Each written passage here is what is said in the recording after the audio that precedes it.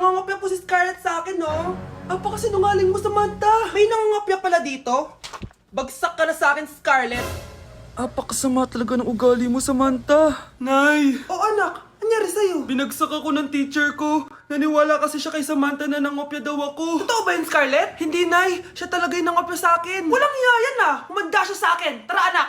A few moments later. Ma'am, bakit niyo po kami pinatawag dito? Eh, kasi yung anak mo, sinungaling. Siya naman talaga yung nangopya kay Scarlett, eh. Hindi po totoo yan. Para malaman natin kung sino nagsasabi ng totoo sa inyong dalawa, mag-quiz na lang kayo ulit. Patay ako nito. Humanda ka ng mapahiya, Samantha. Okay, time's up. Pass your papers. Scarlett, naka-perfect ka. Yes! Talino talaga ng anak ko. Samantha, wala kang tamang sagot. Ikaw talaga ang totoong nangungopya. Nakakahiya ka, Samantha. Humanda ka sa akin sa bahay. Tara! Huwag po, Nay!